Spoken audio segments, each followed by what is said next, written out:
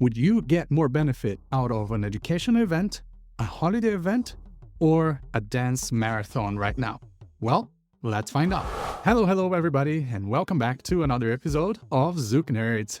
In this episode, we will continue the conversation talking about different types of events and whether an educational, a holiday, or a dance marathon fits you right now. So, let's go.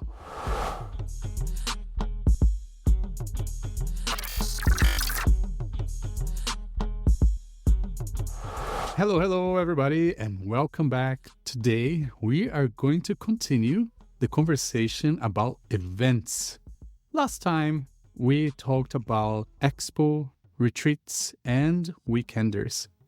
But today, we're going to dive into other type of events. If you didn't watch or listen to the last episode, we highly recommend you to do that. So then it will make a little bit more sense as we discuss today the educational events, the holidays, and the marathon. By the way, my name is Alisson Sanji, and I'm very happy to be back with you guys here today, as well as our co-hosts for Zouk Nerds. We have our co-host Gui Prada. Hello, Gui. Hello, everybody. How's everyone doing? And the beautiful Adayl Iost. Hi, humans. How are you doing today? Very, very good, G. Very yummy. So let's talk about this. What is the difference between the expo, the retreat, the weekenders, when we're talking in the context of events versus an educational, holiday, or a marathon? I'm going to start by saying that the educational one of the things that really differences the expo and the educational for me is the amount of classes, the amount of rooms, and the amount of teachers. Not to say that they couldn't have more of a mixed variety, but the educational ones are usually the ones that have longer classes, less teachers, so then students can almost get the experience of a weekender with multiple teachers, but in a large scale. So yeah, maybe it's like a massive weekender where you get like 4 couples or 5 couples, but you get like 6-8 hours with each couple, which I think is a great way in between a weekender and an expo. How about you guys? Do you have any preference between those three? And what do you think about the educational versus expo? Yeah, it's a good question. At the same time, a tricky one, because all events, in a way or another, teach you something. They have an educational aspect, and you will learn something.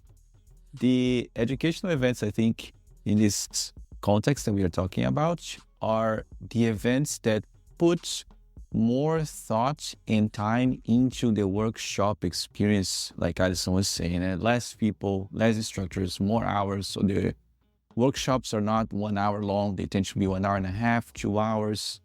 Sometimes we have 3 hours with the same couple.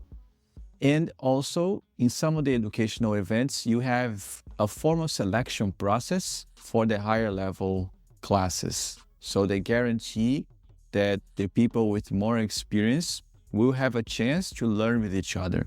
Because in these big events, it's very common that classes are open level, and most people that are in class are not at the same level, of course, because it's open, and which keeps sometimes the more experienced people away from classes. I remember this being something very common back in the day, where we were having this for 10 years already, experienced people at the studio, and we would go to larger events. We would not feel inspired to go to classes because we did not have a chance to do the class with each other unless we would say, we're not going to switch partners. We're just going to stay with each other here.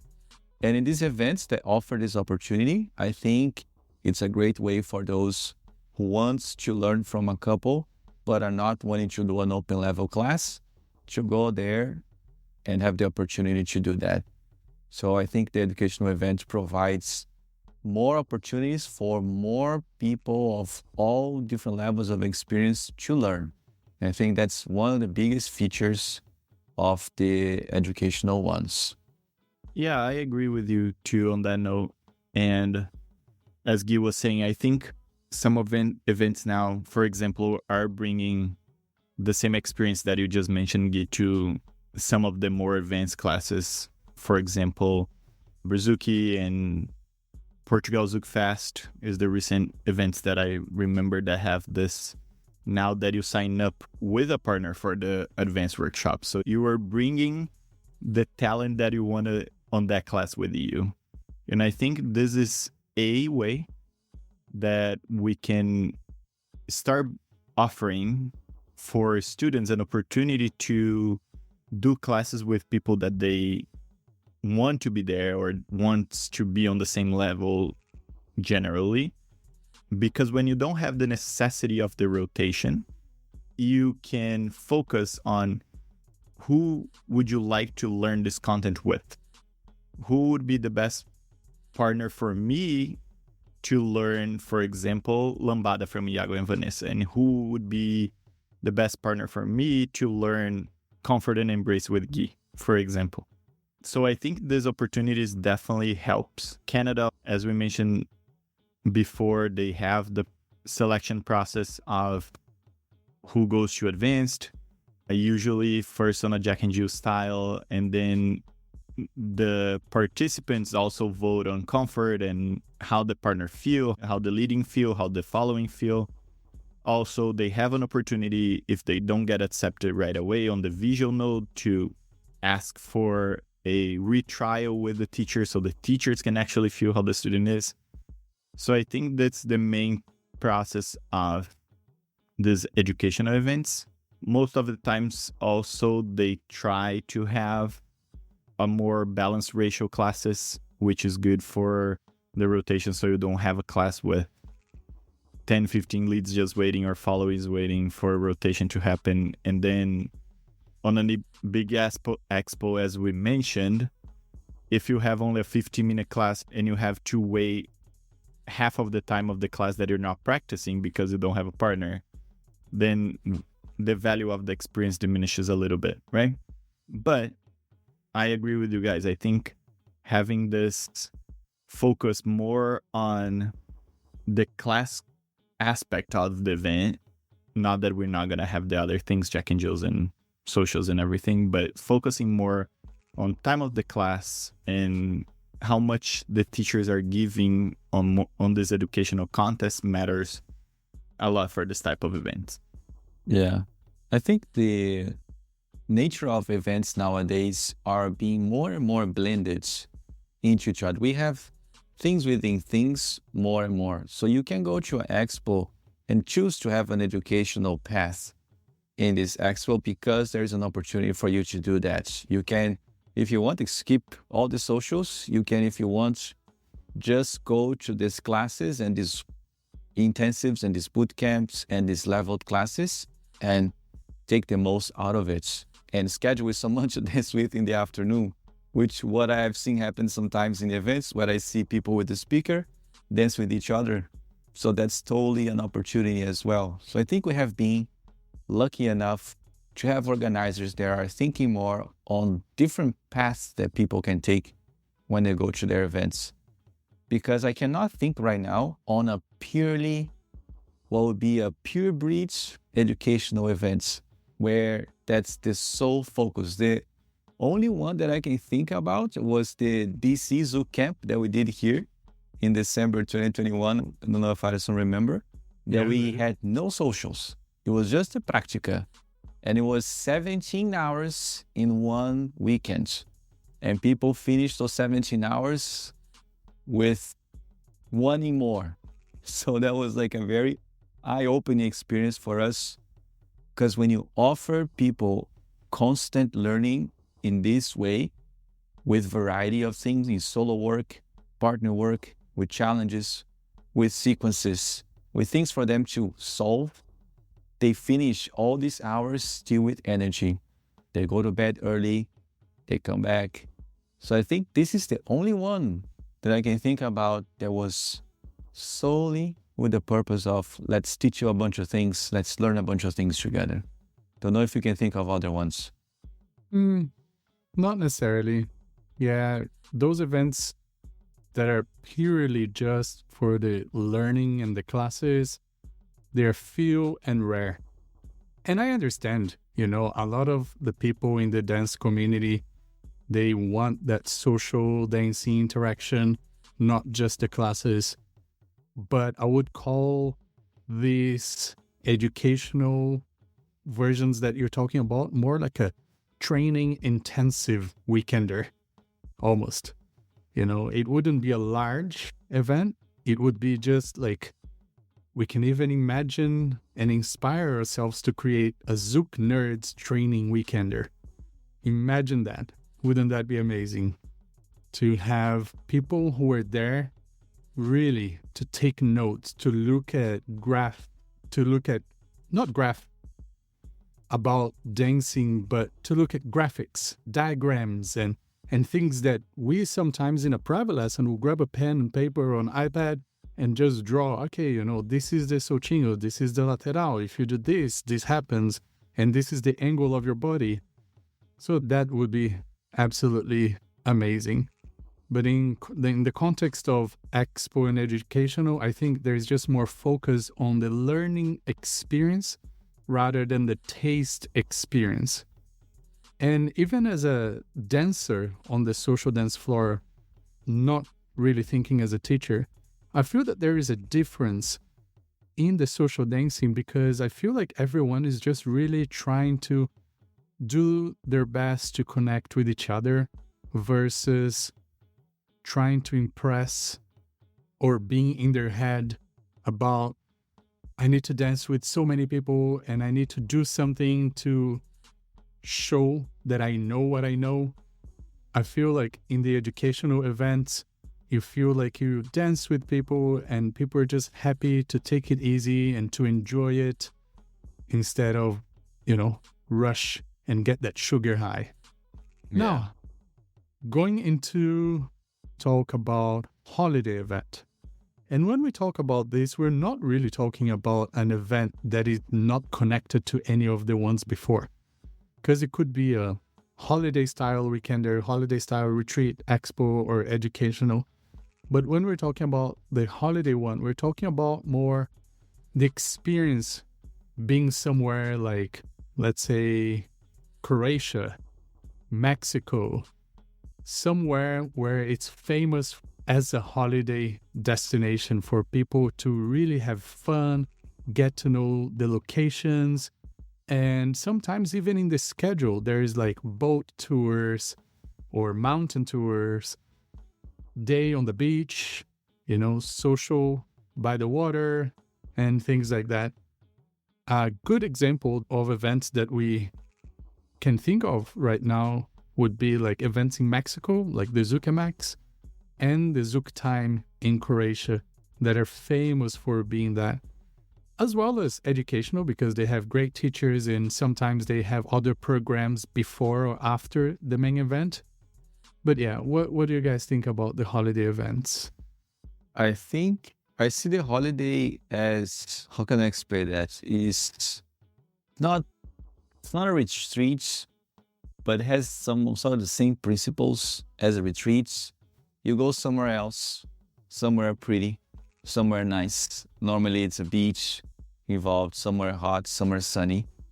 And you enjoy being around people for a longer period of time.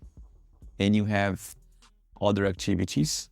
But I think that the holiday events, they have more of the party components attached to it. You have more opportunities to party and to dance in all these various locations and sometimes in scenic locations. Because the Croatia events, you don't dance in multiple locations, you dance in one rooftop, but it's very scenic, it's very beautiful. You have this amazing sunsets, you have the ocean, you have the sea that you can look at, and you have the aspect of party all day long practically during 2 weeks. So it's 14 days straight, almost non-stop. And then you have Zouk MX, which I think is 20 days or something.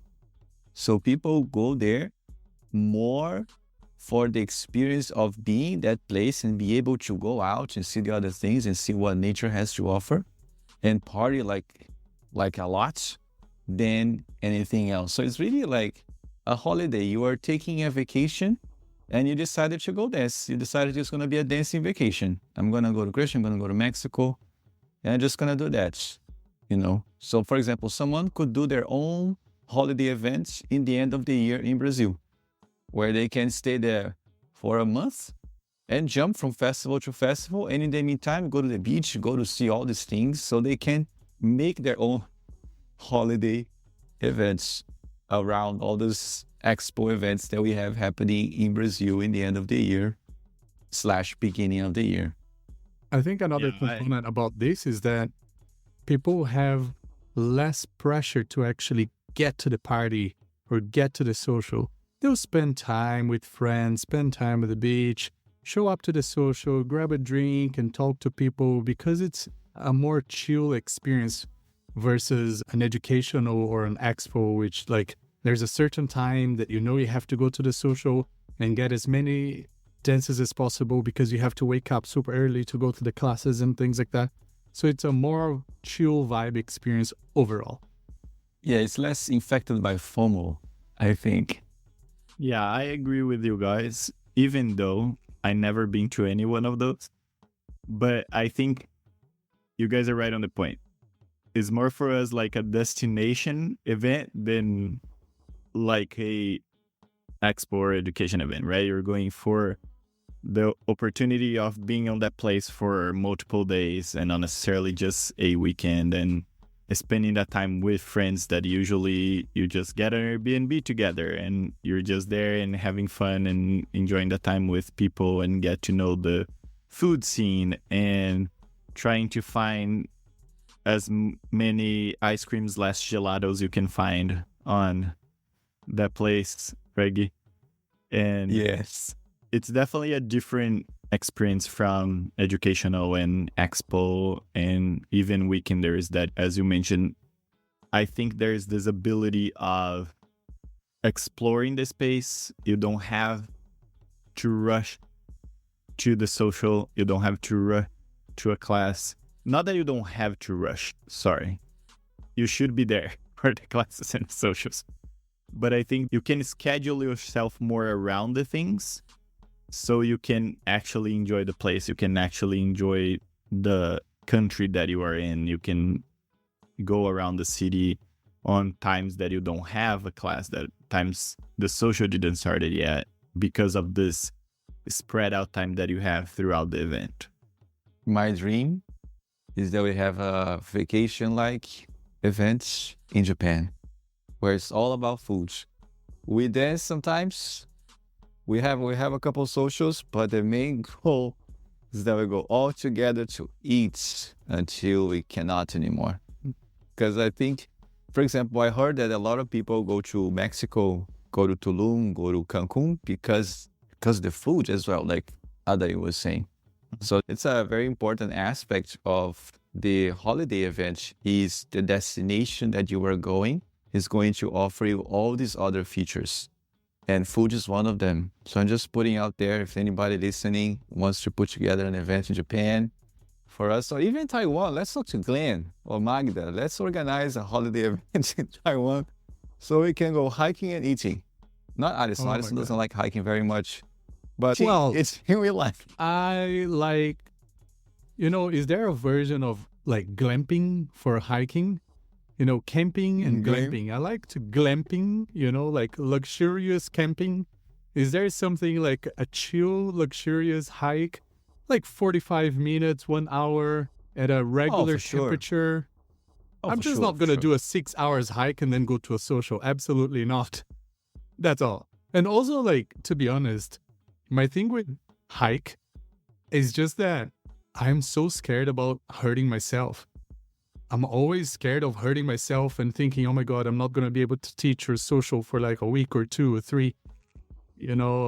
So the thing about hike is really being scared of hurting myself, or even going to the beach and being scared of hurting myself. Bro, I understand that. And I think good gear is the way, especially the shoes. you get a good hiking shoes, you're good to go. Because I also feel scared of spraining ankles or something like that. And I realize if I have the good gear, the good shoe wear, we're good to go. And Alright, now next that time we're in talking Taiwan about then. this, yes, next time in Taiwan. And now that we're talking about these things, I think that the two example of holiday events that we have, they involve a very similar feature, which is sun and water, beach, you know. So I don't think it will be interesting to see a holiday event that is centered around something else, centered around let's go eat the food or let's go walk around. So just very curious about that now, how that would look like. Maybe I'll try to organize something like that. I think it would be amazing, to be honest. I think it could work, like we mentioned, Japan, Taiwan, or maybe another location. I think Even that would be Australia. pretty amazing. Yes. Australia, you gotta go to the wineries and the cheese and the chocolate. Oh, so good. So Bougie, good. bougie holiday events. Yeah, for sure. Yeah. I mean, like, And- you don't really have to spend money because you can do wine tours all day and you spend no money because you just taste wine the entire day and you don't pay for anything. That'll be perfect for me. I'm down. Totally down. All right. So the Yes. other event type that we want to talk about is something that I'll be very honest, I don't have an experience with because I don't think I've ever been to an event that is entirely a marathon. But I know you guys have. So let's talk about the marathon. I'll just give this to you guys so you can talk about it. And then maybe I'll share my experience from someone who hasn't been to one, but have heard a lot about it. All right. Yeah. I'm going to say I personally love marathons, especially from that point what Guy was saying about the other type of events. I think the marathon, you have a chance to enjoy social dancing with the most amount of people throughout a weekender, because depending on the marathon, you have social dancing from like 12 p.m. to 4 a.m. So you have a whole day of just social dancing. Also, I think the FOMO part of it from the social aspect of events vanishes a little bit because you have all this time to be dancing. So you're not like, oh, I need to get there at 12 a.m. so I can have 3 hours of dance and nonstop and find the people that I like. So you have a more opportunity of having a more chill social dance event, even though you don't have the education aspect of it.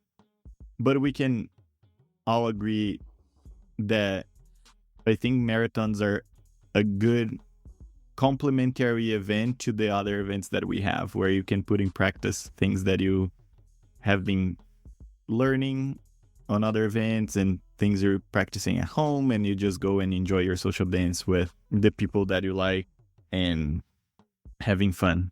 Also, I think it takes a little bit of that experience that sometimes you have on events, in congresses and events in general, that you get to the social dance and people are trying to practice the move that they just learned on the class, like the class that just happened. So they're just trying to practice that move over and over again, or they're trying to practice for the Jack and Jill without setting the expectations to their dancing partner. And I think it takes it off that pressure of practice mode. This is my practice time. I'm going to put in practice on the social dance floor what I just learned.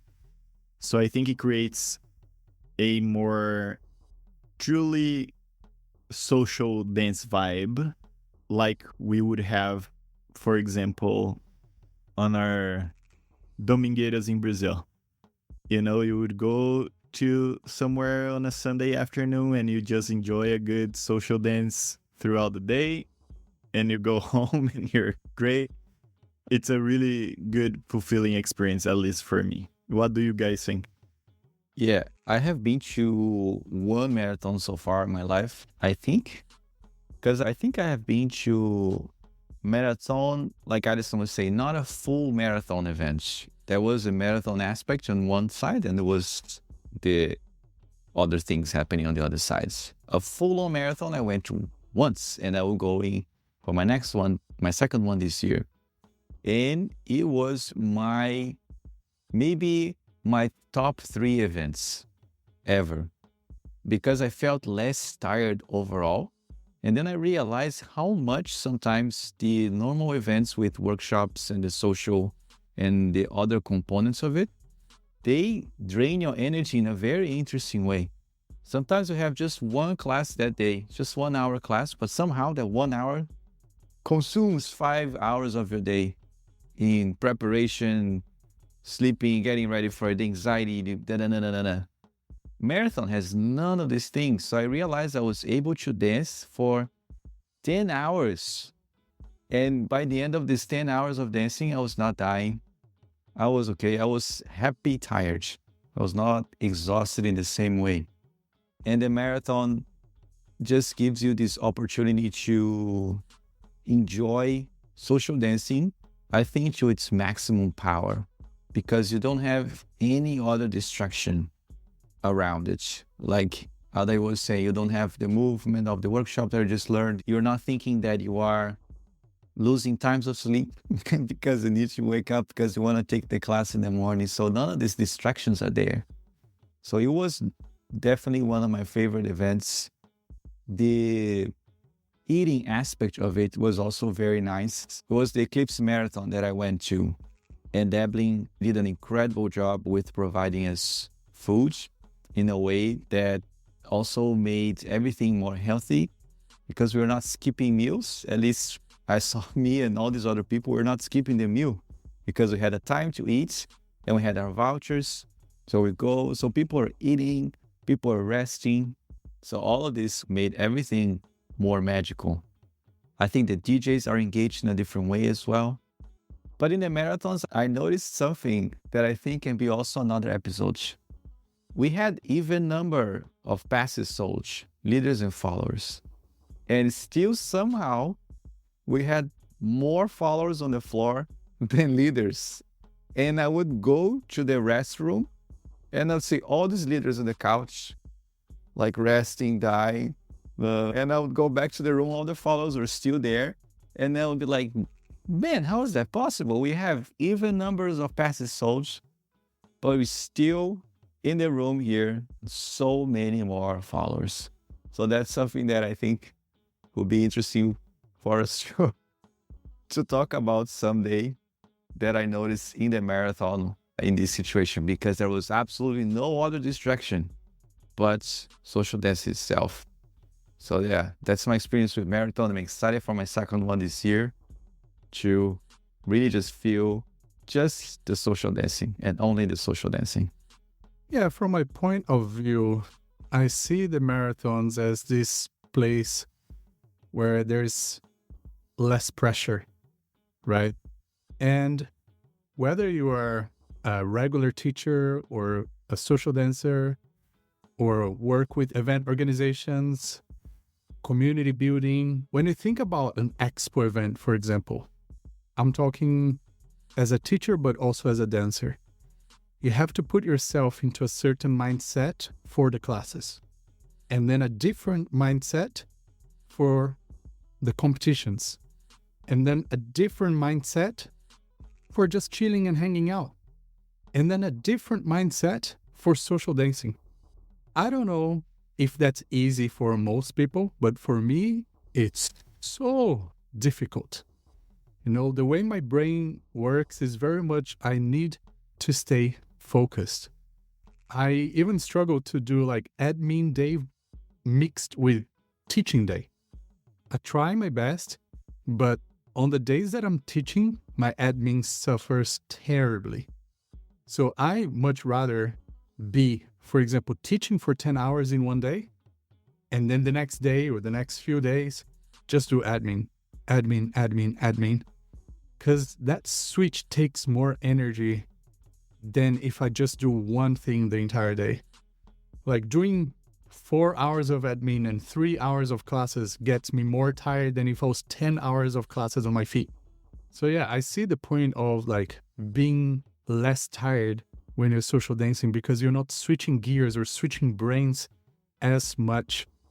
There are events where by the time I get to the social at 10 or 11 p.m., I've already done 4 different jobs on that day. and I've already been working for 10, 12 hours. So I apologized for myself if, as an artist, sometimes I look like I'm tired and I want to go to bed, because that's exactly what I feel like. I've done 10 hours, 12 hours, and I've worked in 4 different jobs on that day. So it's hard, and that's why myself, I don't do many festivals, expos anymore. I did it when it was the right time for me, but I do less and less and less and less nowadays because, I think about the time efficiency in my life. When I was 20, I had the rest of my life ahead of me. That's how we think, that's how I was thinking. But now I'm 36 and I'm thinking, okay, how can I use my time wisely? How can I use my energy wisely week by week in the year? So I choose to do more weekenders and retreats and things like that. The other aspect that I think it's important to mention when we are discussing here is that the 3 of us, we teach regular weekly classes as well as weekends events. So there are times that if we do 3 weekends in a row, we don't have a single day off for 3-4 weeks, because there is the travel day, which is Thursday and Monday, and then we're back at home in our base, teaching maybe Monday, Tuesday, Wednesday, and then travel on Thursday, and the cycle repeats. So doing a weekender in that case for me is a much more enjoyable experience because I get fed with that energy from the students and I get to sleep more, spending more time and feeling more inspired and feeding that teacher mindset that I love so much, because teaching is like the biggest thing for me in my professional career as an artist. If I could, teaching was the only thing that I wanted to keep if I had to give up everything else. So yeah, I think this is quite an interesting thing when we're looking back at all of the other events that we talked about before, because I think the energy level is something that we also need to compare when we're talking about what would we recommend for a student or for a friend. What are they looking for? Are they looking to, replenish themselves energetically? Are they looking for feeding of new information and challenging their body and their brain in different ways? Are they looking for chill, no pressure, just relax and take day by day? Don't even schedule the entire week. Just wake up and think, am I going to class? Am I going to the beach? I think this is one of the reasons why we really wanted to do this episode, to talk about how can we recommend and what would we recommend for people at different types of moment in their journey. Just a quick note on what Alison just said, that it's also important to stress out to attendees that remember that no matter what event you choose to go, you're also responsible for your own experience. If you're coming to the event with the expectation that the other people are going to make the event for you, that is going to be a hard burden to put on everyone else, right? And also, don't take other people's experience as the only consideration why you should attend an event or not. Because we don't know the period of time that the person was going through. We don't know what was happening on their life, what happened on the event on that specific time and day, and what happened to that person. So gathering more information is definitely good. And also, if you really want to go to an event, having these experiences as a self-reflective moment, but also go and experience the event by yourself. Go see what it feels to you, not necessarily what only other people experience from it. Gui, what do you think? Yeah, this talks to a concept that I listened to and now I wrote it down, and it might be my next tattoo, where it says, we don't see things as they are, we see things as we are. Borrowing from this idea that Adayl was saying, that the experience of other people informing your experience might be something for you to be mindful of, because the experience of that person that went to this event, whatever kind, is their own. So listening to it with a big filter, even the things we talked about here, because at the end of the day, it's our experience at these events. At the end of the day, is like Adayl was saying too, go to the thing, experience for yourself, and see how it goes. Because sometimes when we start dancing, when we start social dancing, we join the community, we go by default. We go with this flow and we move by inertia. Everybody's going, I'm going to. I think this is the thing we have to do, we have to do. And then when we are at the event, we feel all the FOMOs. You want to do all the things. You want to go to all the classes, go to the social, listen to all the DJs over time. And then we can say this with our experience, because my experience is very similar to the one that Alisson is sharing for him. Over time, you start to realize the needs that you have for each particular moment, and it's okay to go with them. Like Adayl was saying, for you to be the owner of your own experience and choose what for you works best at each particular time. I know that's hard because of peer pressure sometimes too. And again, the FOMO elements, so peer pressure and FOMO elements, and you want to do all the things. But try to bring to yourself and see, for this moment in my life, I think a weekender works better because I want something smaller. I want to see how that teacher teaches. I want to see how that couple progresses, and then you go for that. I have right now, after these years, a process in which I feel in myself the need to recharge. So when I feel the need to recharge, I go for an event that I know is going to be social dance heavy. So social dancing is my recharging, then I go there. Moment in my life when I feel the need to learn. So I'm going to an event where it's going to be learn heavy.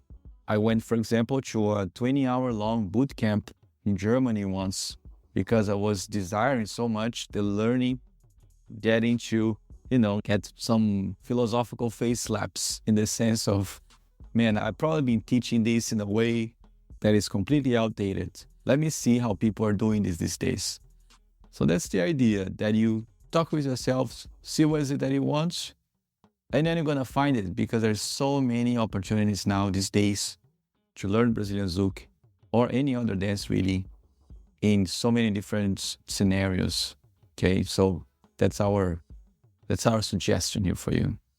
I guess this must be very hard because we're here Zouk nerds. How can we miss a class? How can we miss a social? How can we miss a boot camp or something like that? We got to do everything. And whenever we were talking about it, I was just remembering a good friend of mine, Hermela, here from District Zouk from DC, who always says, "Oh my God, you guys, organizers, you just fuel up my entire day. I can't say no to anything." So yes, we understand that, but we just want to remind you, be a Zouk nerd, but spare the energy and the time for the things that are most important for you at that moment. And with that in mind, the most important thing in this moment is for us to actually let you guys go and go back to your lives, because we've spoke a lot and we've taken a lot of your day here.